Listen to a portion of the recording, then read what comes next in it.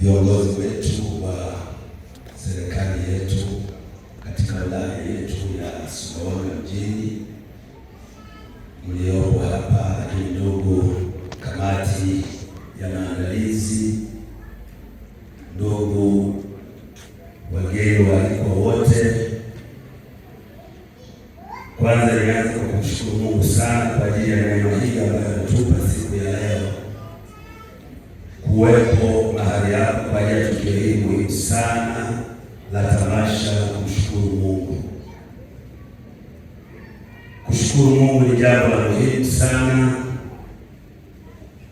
Biblia katika Timotheo wa kwanza sura ya 2 mstari wa kwanza inasema, kabla ya mambo yote nataka dua na sala na maombezi na shukrani vifanyike kwa ajili ya watu wote.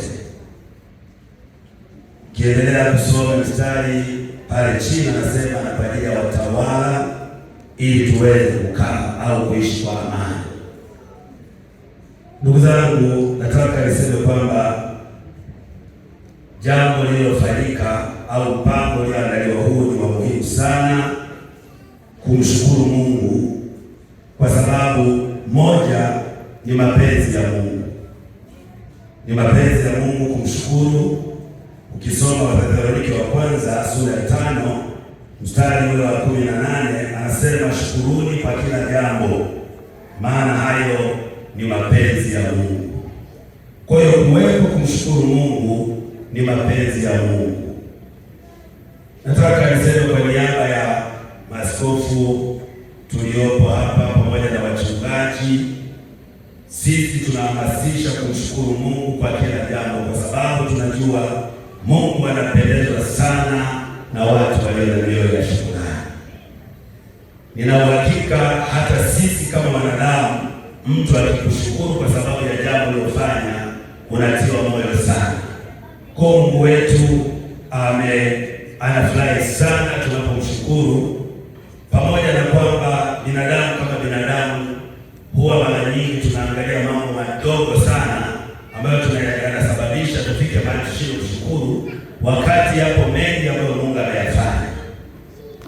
Kwa mfano, katika nchi yetu ya Tanzania mwaka huu kuanzia mwezi wa kwanza mpaka hapa tulipo, yapo mema mengi ambayo Mungu ametusaidia.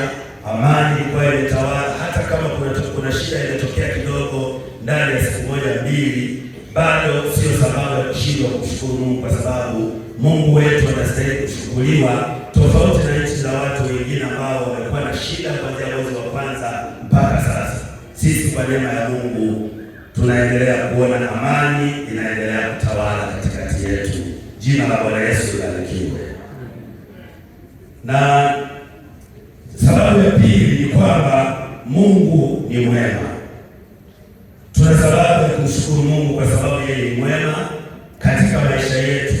Nimesema inawezekana ukaishi vizuri, ukakula vizuri, ukavaa vizuri, kila kitu kikakaa vizuri, lakini siku moja ukapata changamoto. Hiyo siyo sababu ya kuonyesha kwamba Mungu sio mwema. Yaliyo mengi ambayo yanatutendea haya yanafaa sana kuwa sababu ya kuonyesha kwamba Mungu ni mwema katika maisha yetu. Haleluya. Lakini sababu nyingine, Biblia inasema yeye ni mkarimu kwetu.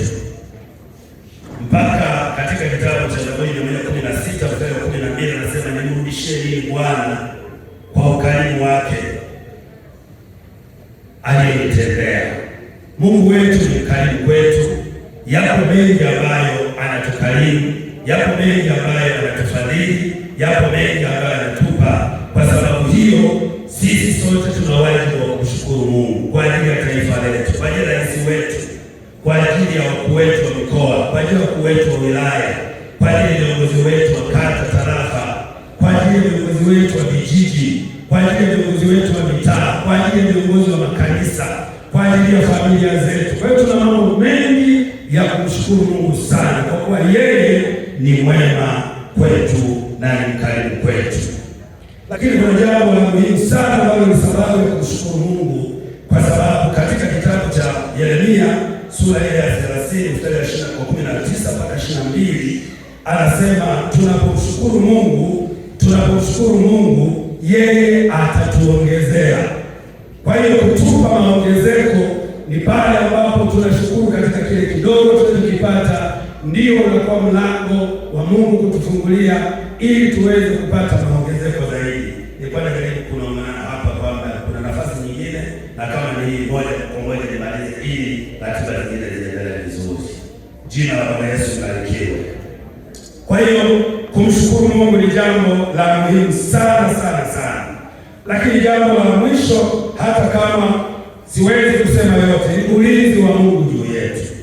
Mungu wetu anatulinda, pamoja na kuwa na ulinzi na usalama tunaokuwa nao, lakini Mungu wetu anahusika. Biblia imesema Bwana asipolinda mji walinao wakesha bure. Kwa hiyo Mungu wetu yeye ndiye mlinzi wetu, ndiye anayetulinda, ndiye anayetutunza, ndiye anayetupigania, ndiye ambaye yuko na sisi siku zote. Kwa sababu hiyo tuna sababu ya kumshukuru Mungu kwa njia ya kumsifu, kwa njia ya kumwabudu, kwa njia ya kumtukuza, kwa njia ya kuomba, kwa namna yoyote ile tumsifu yeye, kwa sababu yeye ndiye mlinzi wetu, yeye ndiye anayetulinda. Hakuna mtu anayeweza kusema mimi naweza nikajilinda binafsi. Kuna maadui ambao tunaweza tukaweka geti tukawa salama, lakini kuna maadui ambao hata geti hazifanyi kazi.